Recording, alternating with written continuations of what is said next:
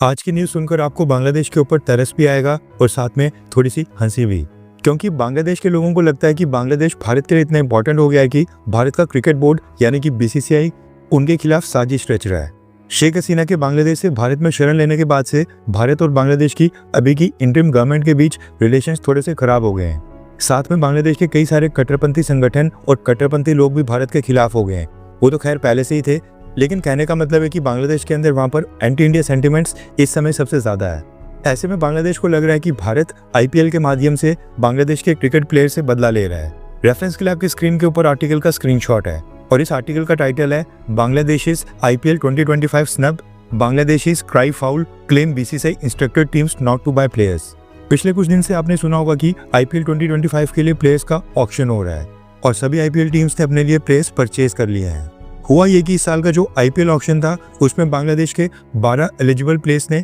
अपने नाम सबमिट किए थे। मुस्तफिजुर रहमान ने अपना बेस प्राइस 2 करोड़ रुपीस रखा था। मेहदी हसन, शाकिब अल हसन और तकसीन अहमद ने अपने बेस प्राइस 1 करोड़ रुपीस तक रखे थे और बाकी के लिटन दास समेत 8 प्लेयर थे जिन्होंने अपने बेस प्राइस 75 लाख रुपीस रखे थे। इनमें से कई सारे प्लेयर्स हैं जो पिछले काफी सीजन से आईपीएल की टीम्स का हिस्सा थे। कोलकाता नाइट राइडर्स भी कई बार बांग्लादेश के प्लेयर्स को बाय कर लेती थी, लेकिन इस बार का जो आईपीएल का ऑक्शन हुआ उसमें यह पहली बार हुआ है जब किसी भी टीम मैनेजमेंट ने बांग्लादेश के एक भी प्लेयर को परचेज नहीं किया। 12 बांग्लादेशी प्लेयर्स का नाम अनाउंस हुआ, लेकिन किसी ने भी एक भी प्लेयर के ऊपर बिड नहीं लगाई। अब जैसी ये न्यूज़ बांग्लादेश पहुंची, सबसे पहले तो बांग्लादेश के लोगों ने सोशल मीडिया और ट्विटर के ऊपर बॉयकॉट आईपीएल को ट्रेंड करवाना स्टार्ट कर दिया और आईपीएल को बांग्लादेश में ब्रॉडकास्ट करने के ऊपर बैन लगाने की मांग स्टार्ट कर दी। यानी कि जो स्पोर्ट्स चैनल्स बांग्लादेश में क्रिकेट मैचेस और आईपीएल को ब्रॉडकास्ट करके लाइव मैचेस दिखाते हैं, उनको बांग्लादेश में आईपीएल मैचेस दिखाने की परमिशन ना देने की मांग की।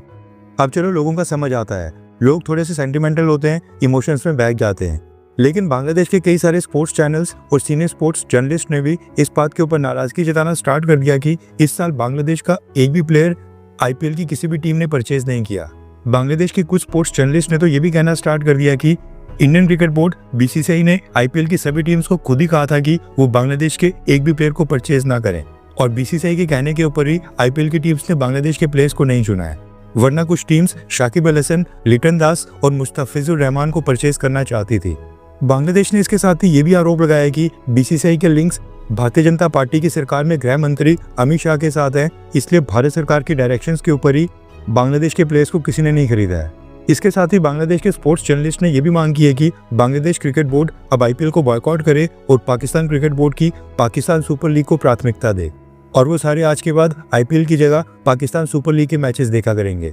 खैर, वैसे लगता नहीं है कि बीसीसीआई ने आईपीएल टीम्स को स्पेशली इंस्ट्रक्शंस देकर बांग्लादेश के किसी भी प्लेयर को ना परचेज करने के लिए कहा होगा, क्योंकि हम साफ तौर पर देख रहे हैं कि इस साल जो प्लेयर्स नहीं बिके हैं उनमें David Warner, Jonny Bairstow, Kane Williamson, Daryl Mitchell, Finn Allen, Ben Duckett और रिली रोसो जैसे काफी दिग्गज नाम शामिल हैं। अब अगर बांग्लादेश की टीम में एक भी प्लेयर आईपीएल स्टैंडर्ड्स का नहीं है तो फिर आईपीएल की टीम्स इसमें क्या ही कर सकती हैं। और जहां तक बात है आईपीएल को बॉयकॉट करने की, तो शौक से करें, भारत या बीसीसीआई को इससे कोई फर्क नहीं पड़ता है।